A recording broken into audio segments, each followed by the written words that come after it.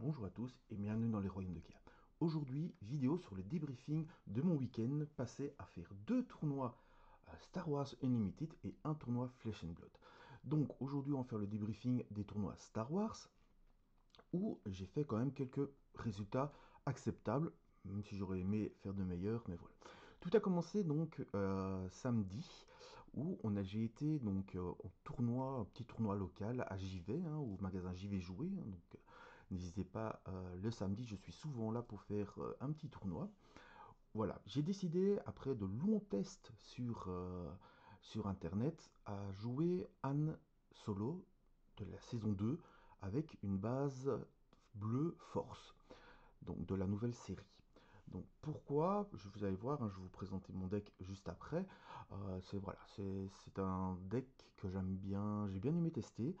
J'ai fait une cinquantaine de parties sur le ladder. Ça s'est mitigé, hein. Je suis à 28 victoires. Il y a des decks contre lesquels je ne sais pas gagner. Il y a des decks contre lesquels je gagne tout le temps. Donc voilà. Ici, en tout cas, j'aime bien parce que c'est une sorte de deck avec une toolbox. Donc, toolbox, ça veut dire, c'est que dedans, il y a un peu de tout pour savoir tout gérer, pouvoir piocher, pouvoir gagner des points de vie, et ainsi de suite. Donc, pour s'adapter à toutes les situations. Donc, samedi, très content, hein, on se présente pour le tournoi. Si ma mémoire est bonne, on est 9 ou 10, je pense. Hein. 9, voilà, on était 9. Donc voilà, donc je vous avoue que la première partie, je ne sais plus du tout contre qui j'ai joué. J'ai pas pris de notes, évidemment, avec mes problèmes de mémoire, c'est un peu le souci. Mais j'avais gagné. La partie 2, je joue contre un Vador. Alors Vador jaune, hein, donc Vador 7-4, le Vador pilote, qui est, je vous l'expliquerai encore plus parce que je l'ai affronté au deuxième tournoi plus souvent, est un bon match-up pour le deck. Hein. Donc la première partie, on va dire que c'est un 55-45 pour le deck Vador, mais après side, c'est du allez, 85-90 pour nous contre 10% pour le Vador. Quoi. Donc voilà, je gagne de nouveau. Et la dernière, j'affronte Petit Rudy, qui a aussi une chaîne YouTube, hein, que je vous conseille d'aller voir. Et là, lui, il joue Cat Bane. Alors, Cat Bane Tarkington, il ne le maîtrise pas encore, hein, il vient de le commencer le deck. Mais Cat Bane Tarkington, ça reste très fort en fait, hein, surtout contre un deck qui met des blessures. Évidemment, je vous expliquerai tout de suite comment fonctionne mon deck avant de débriefer le deuxième tournoi qui était le tournoi le plus important du week-end. Mais voilà, c'était un peu serré. Je finis par gagner 2-1. Donc je finis invaincu lors de ce tournoi. Très content, mais je ne suis pas le seul car nous avons aussi Anthony de la chaîne Les Cartes sur Table qui était aussi invaincu.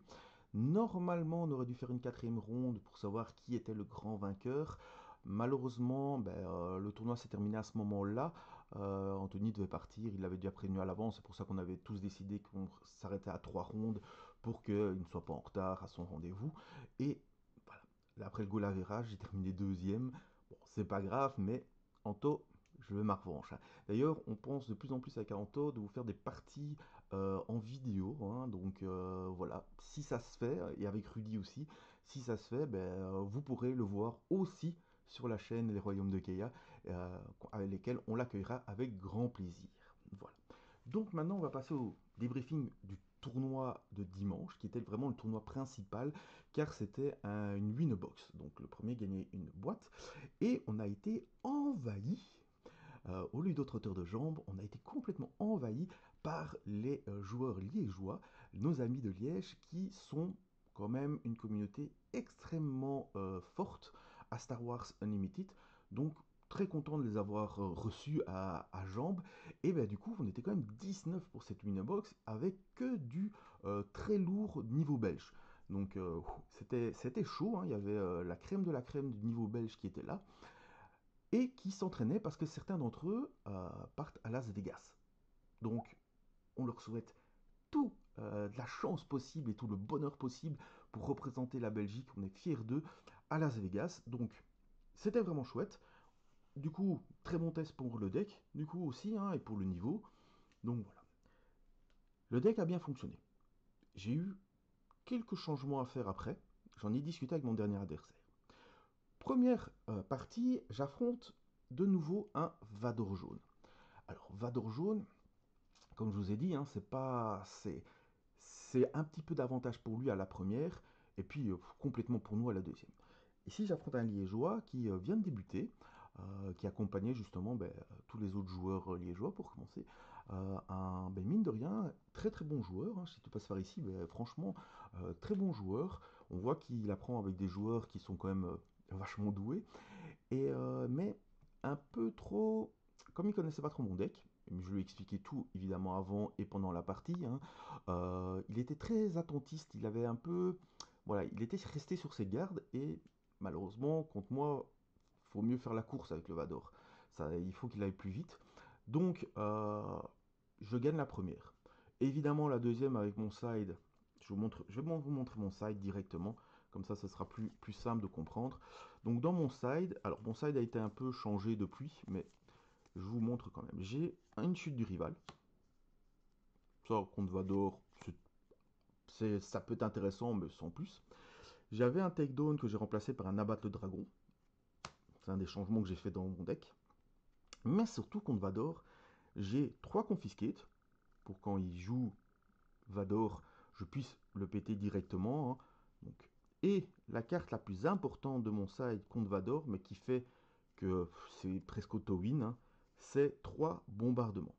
Donc bombardement, en fait, vous choisissez une arène, soit terrestre, soit spatiale, et puis vous faites 3 dégâts à chaque unité dans l'arène. Donc voilà. Donc ça permet de raser le board complet de Vador, même la 3-3 clone qui devient plus 1, puisque comme vous rasez toutes les autres unités, ben, elle redevient 3-3 et du coup, elle se fait complètement raser. Voilà. Juste faire attention, évidemment, à ce méchant petit, euh, comment il s'appelle, Victor Leader qui donne plus 1 à tout le monde. Mais bon, il est facilement gérable, donc c'est une 2-4, il n'y a pas de souci. Je finis de montrer le side. Donc ça, c'est un des changements que j'ai mis dans mon side que je n'avais pas avant. Avant, j'avais mis Piercing Shot. Donc Piercing Shot, c'est pour 1. Vous pouvez faire 3 dommages à une unité et détruire tous ses boucliers. Donc vous détruisez d'abord tous ses boucliers, puis vous faites 3 dommages. Voilà, s'il y avait encore des Luc 1 ou en miroir, je trouvais ça intéressant. Finalement, ça a été moins intéressant que je ne le pensais. Et en discutant avec mon dernier adversaire qui jouait petit spoil, miroir, qui jouait le même deck que moi, on a décidé de rentrer les Chewbacca. Chewbacca, pour 8, c'est une 4-10 à plomb. Voilà.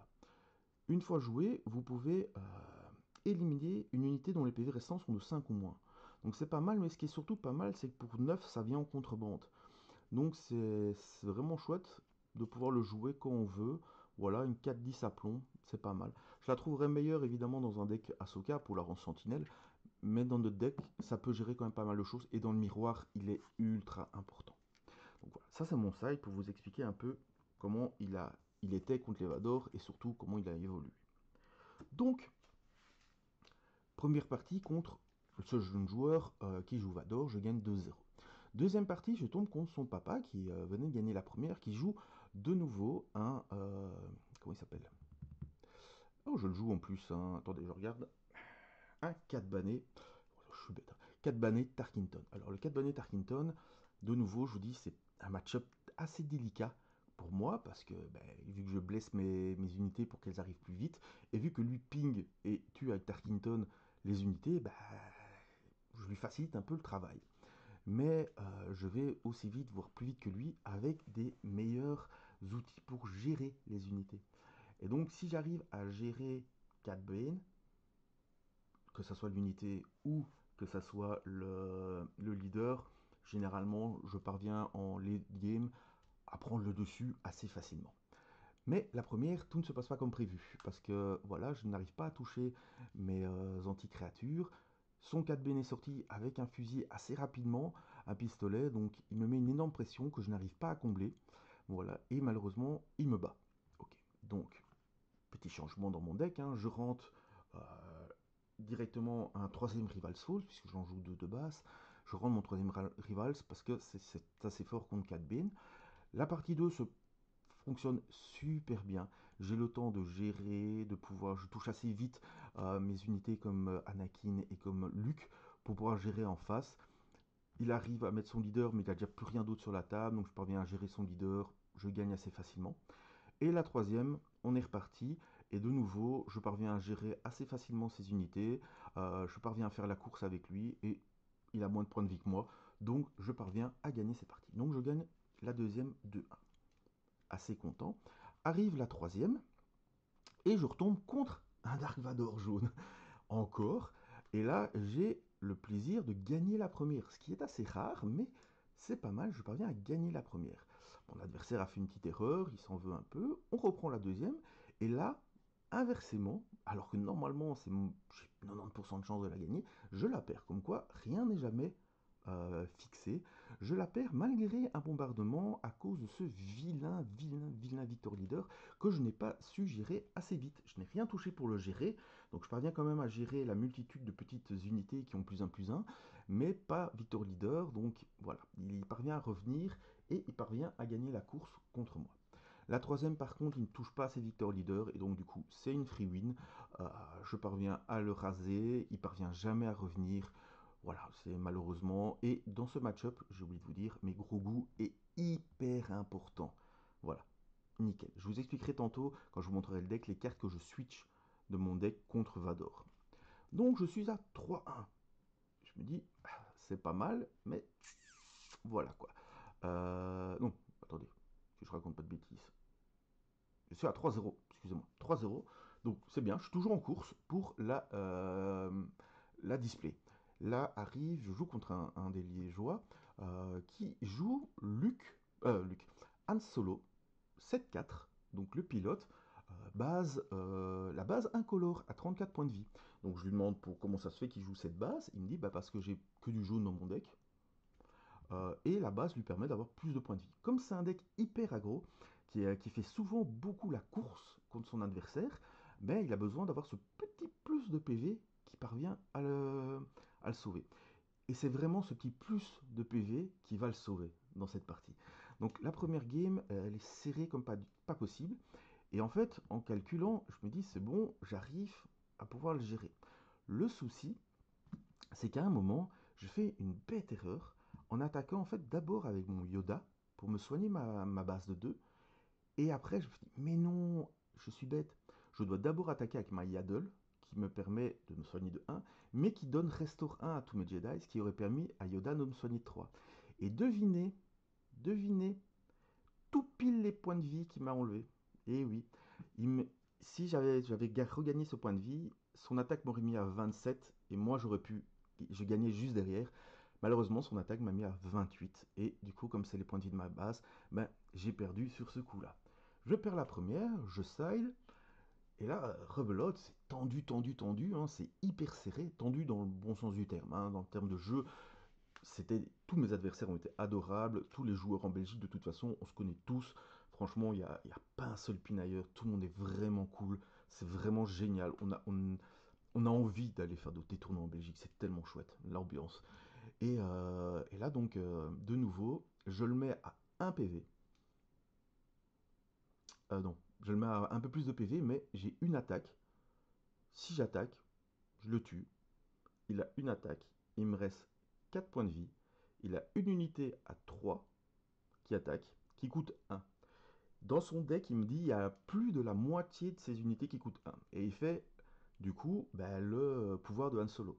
Le pouvoir de Han Solo 7-4, c'est il l'engage, il révèle la carte du dessus de sa bibliothèque. Si elle a un coût impair différent de d'une unité, et il attaque avec cette unité, elle a plus 1 pour 0. Donc il a 50% de cartes, plus de 50% de cartes dans son deck qui coûtent 1, et il a des cartes qui coûtent 2, parce qu'il jouait ses 3 PO. Donc il y avait, allez, on va dire près de 60% de chances qu'il chope un truc qui coûte 1. Il a chopé un truc qui coûtait 3, donc son unité attaque pour 4 et me met à 28 PV.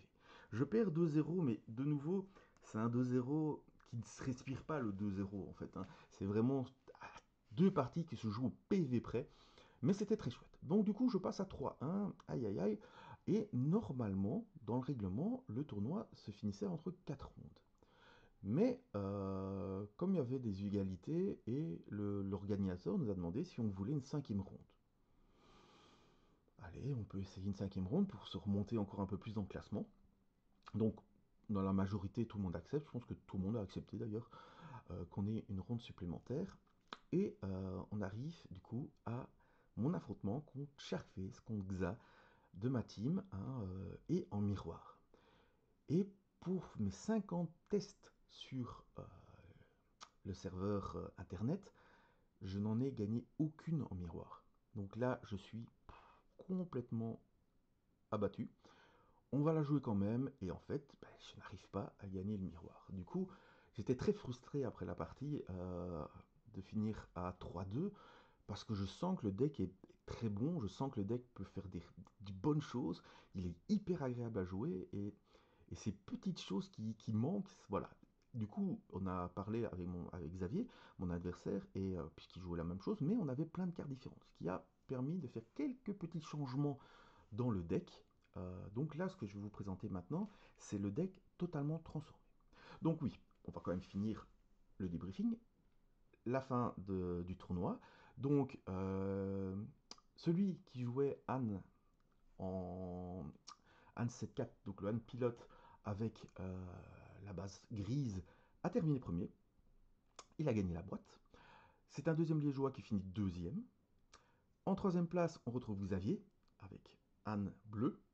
En quatrième place, on retrouve une Mertalzine rouge. Donc le joueur qui a fini deuxième, je ne sais pas du tout ce qu'il jouait. Je crois 4 bannés, mais je ne suis pas sûr. Donc le quatrième jouait Mertalzine et je finis cinquième. Donc je suis quand même reparti avec 4 boosters, hein, plus un booster promo. Malheureusement, en Belgique, on n'a pas encore reçu les promos 7.5.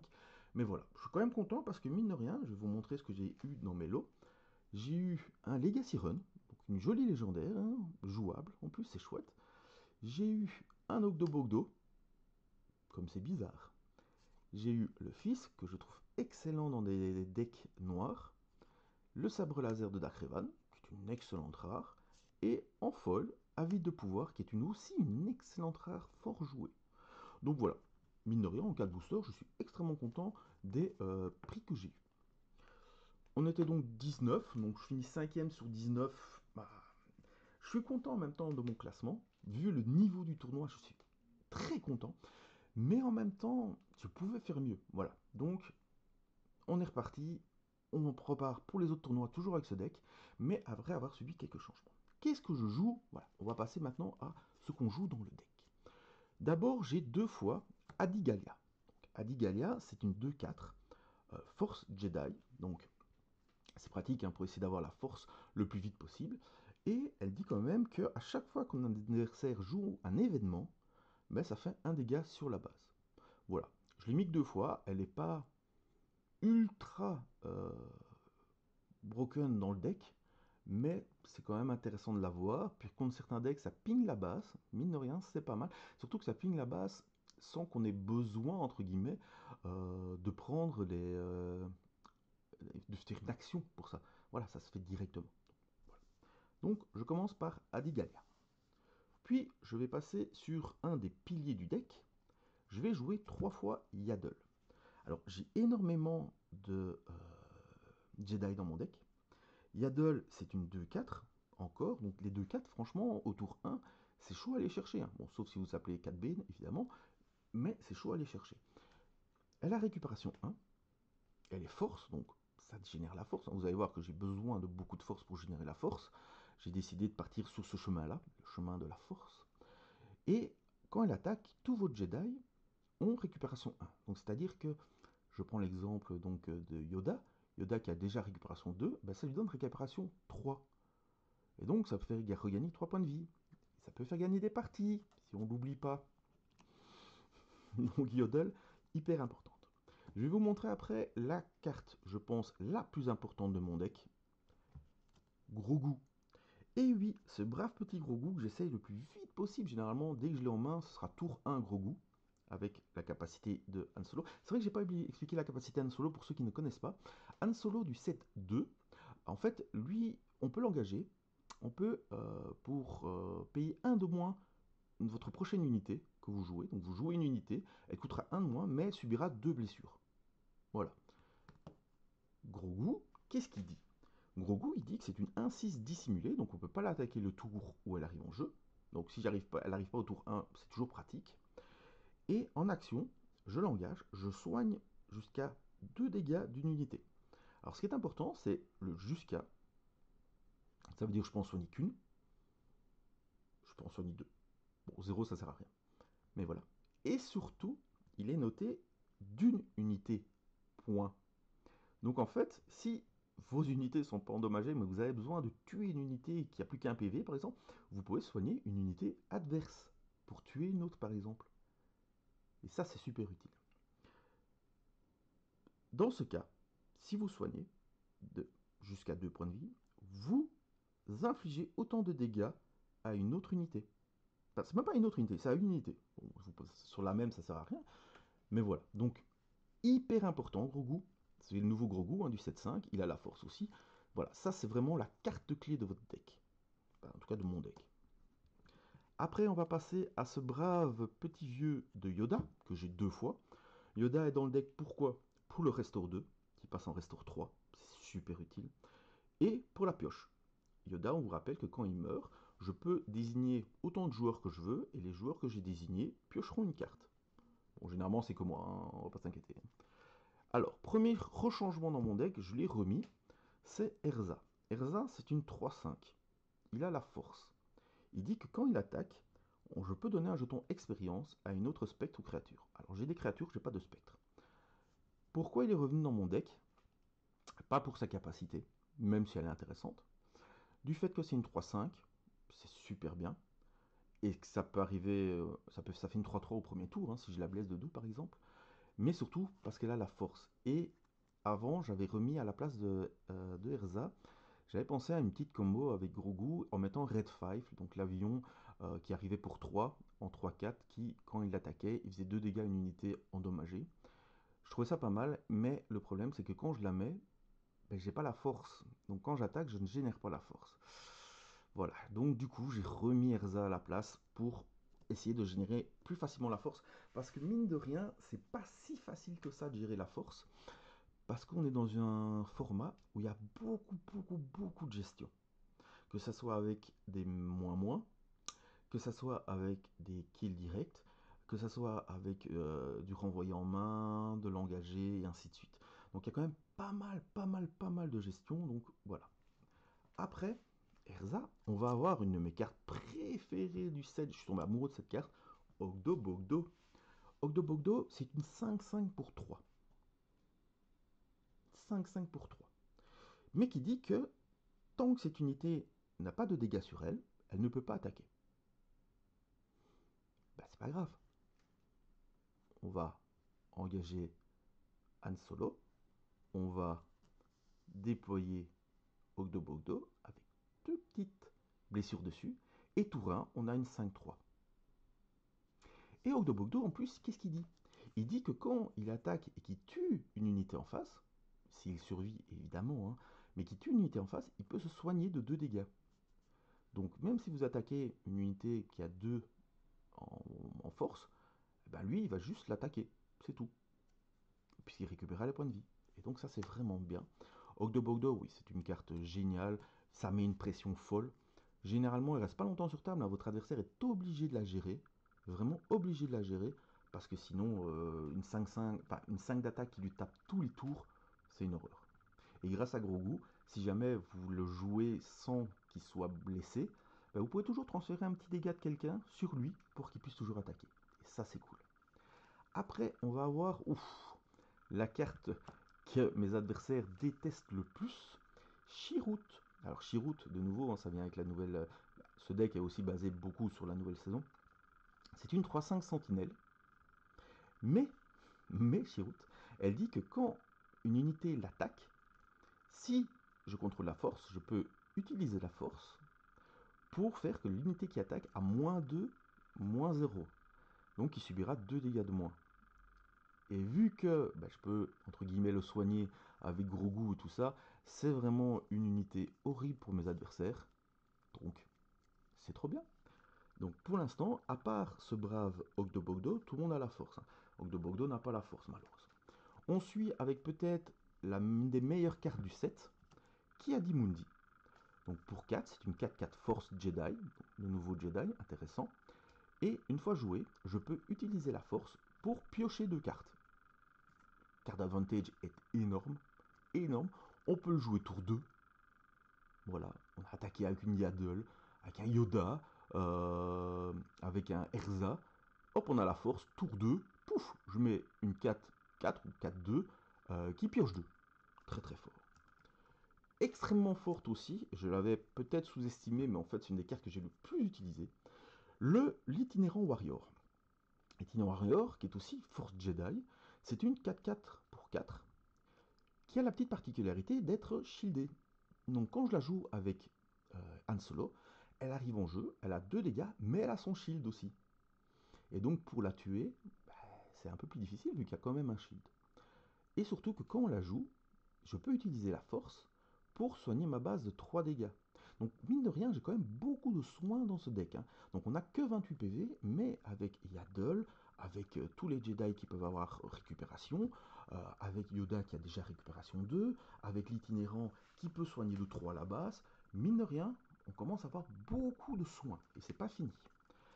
On passe aux unités un peu plus costauds. Donc deuxième unité de mon deck qui n'a pas la force, malheureusement. Mais voilà, Podamron, c'est la toute box ultime. En plus, maintenant, dans ce deck, on peut le jouer au tour 3. Dès qu'on a 4 ressources, votre adversaire ne s'attend pas à un Podamron au tour 3, franchement. Et ça peut gérer plein de choses. Dans certains match-ups, c'est insane. De nouveau, dans le Vador, c'est insane. Donc voilà. Bref, je suis pas toujours conquis par Podamron dans le deck, mais il y a des fois où il est insane dans le match-up. Donc c'est pour ça que j'en joue deux. On va passer à les coups 6. Alors les coups 6, c'est difficile à faire des choix parce que ils sont excellents. Déjà, on a Miss Windu. Donc Miss Windu, pour 6, c'est une 6-6 Overhelm, donc qui passe les blessures au-dessus de l'endurance de, l'unité adverse si vous faites plus de dégâts. Et surtout, quand vous la jouez et que vous avez la force, vous pouvez utiliser la force pour infliger 4 dégâts à une unité. Ben, mine de rien, c'est fort. C'est très fort pour endommager, pour terminer des unités, 4 dégâts, et de nouveau, Force Jedi. En parlant de Force Jedi, on va aussi avoir bien évidemment 3 Anakin Skywalker.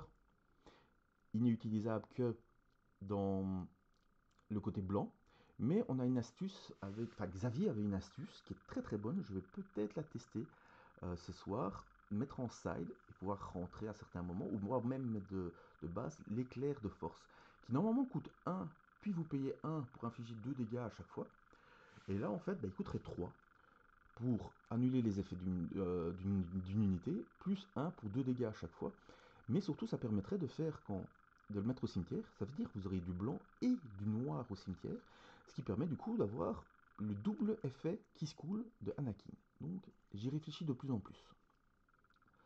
Évidemment, on ne peut pas parler de deck Force Jedi blanc-bleu sans Luke Skywalker.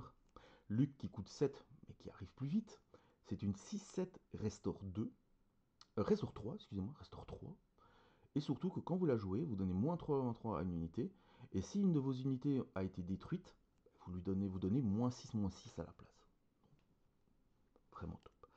Et je pense que c'est la dernière unité, mais non des moindres, le magnifique Dragon Crate. Voilà. Et ça, c'est game changer. Quand vous arrivez à mettre le Dragon Crate, 85% du temps, vous avez gagné. Point final. Donc le Dragon Crate pour 9, c'est une 10-10, débordement.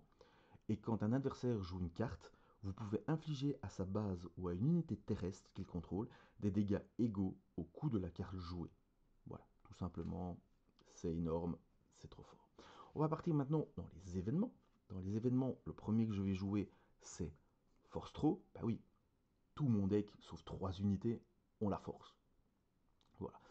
Et le Force Throw, ben mine de rien, je l'ai presque plus souvent joué sur moi que sur mon adversaire pour pouvoir gérer ses unités. Ah, t'as une énorme unité, c'est pas grave. Force Throw sur moi, je défausse un Dragon Crate, je mets 9 dans ton unité. Mine de rien, ça m'a été plus qu'utile. Voilà. On va avoir évidemment 3 Shatterpoint. Donc Shatterpoint, c'est vraiment excellent.